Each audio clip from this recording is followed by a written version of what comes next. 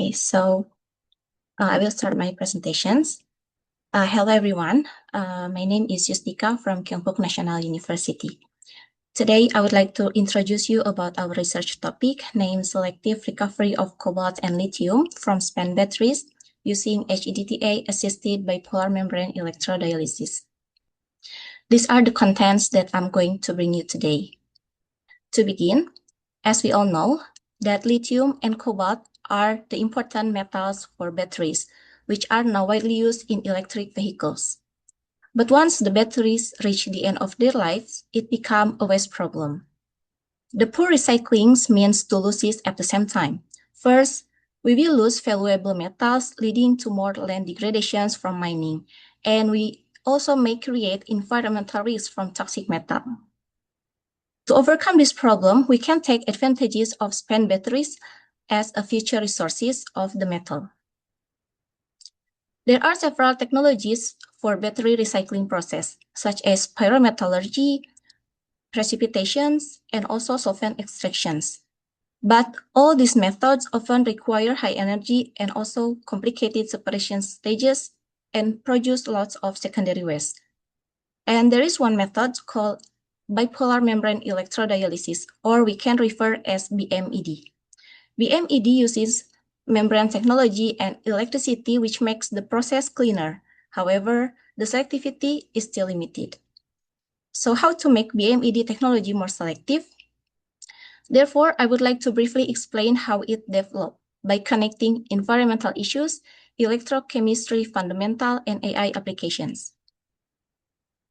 Previously, we used a machine learning model for predicting lithium productions from a simple model solution, which consists lithium only without any other metals. Now, we extend our research to use more complex cobalt-lithium model solution system. The basic idea is to make cobalt behave differently from lithium. Originally, lithium and cobalt are both positive charged, which is difficult to be separated because they move to the same directions. After we add HEDTA or ligand as chelating agent, it can selectively bind cobalt into a negatively charged complex. Now lithium is free while cobalt is in complex. And now we can separate these two metals because now they move to the different directions.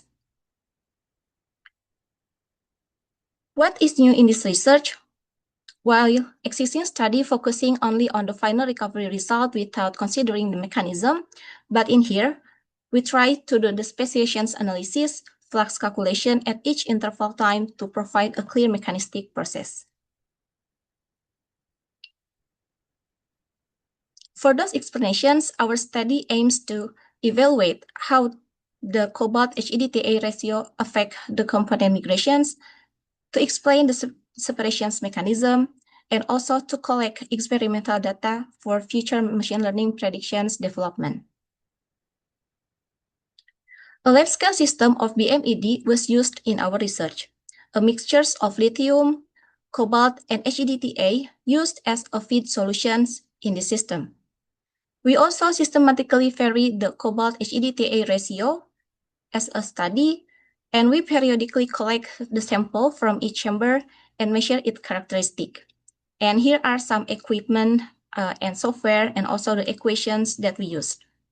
With this experimental approach, we obtain these following preliminary results. First, we compare the performance of three conditions of cobalt HEDTA ratio based on recovery efficiency and also metal purity. The 1-to-1 ratio shows the best conditions compared to other because it shows the lithium recovery could reach around 82% with 99% purity, while cobalt recovery reached around 49% with 89% metal purity. Although cobalt recovery still needs improvement, this result suggests that 1-to-1 ratio gives enough HEDTA to support cobalt complexations. Therefore, we select these conditions with 1-to-1 ratio for detailed transport analysis. Next, we look at the flux over time. The result highlight that lithium moved rapidly to the base chamber at the beginning and then approached a plateau after 60 minutes, while cobalt recovery flux was slower compared to lithium and increased more gradually by time to the acid chamber. This means lithium and cobalt have the different transport rates. So this slide explains why cobalt and lithium has the different transport rates. Based on the speciation's result in the feed chamber, cobalt HEGTA with minus charge is dominant species during the process, while we cannot find any lithium in the complex solutions.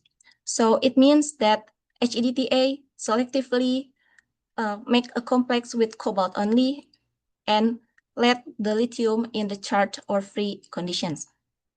This molecular size also supports the reason why cobalt moves slower than the lithium, because cobalt HEGTA complex has a size is bigger than lithium.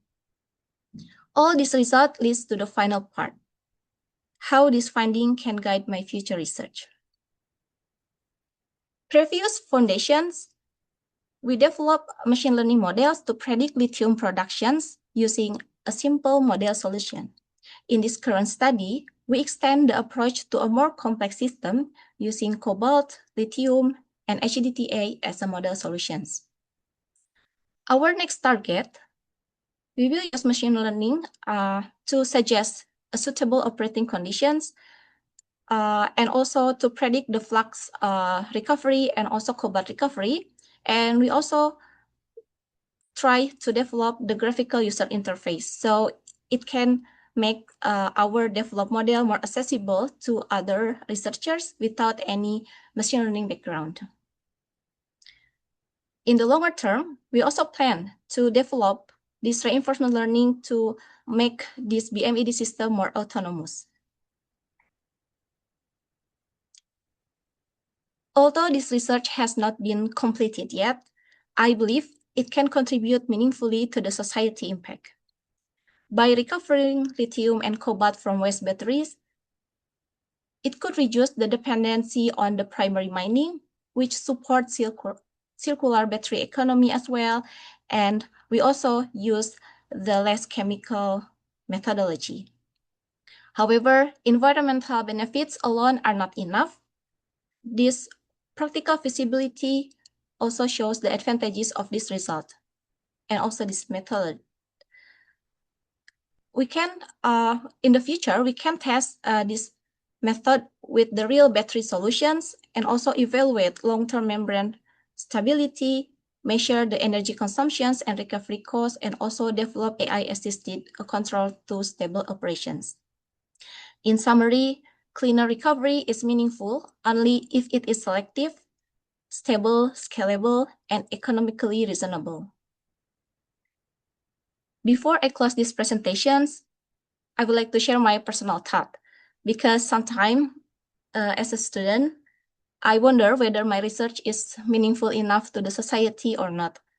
And I think this work may not change the world today, but I always remind myself again and again that many useful technologies start from a small step in the laboratory. So after I joining these competitions and watch all the 3 minutes video from each participants, I do believe, and it gives me some confidence. So I guess the future will be better because we still have many talented and dedicated women scientists in this world. So that's all what I would like to say today. Thank you for your attention.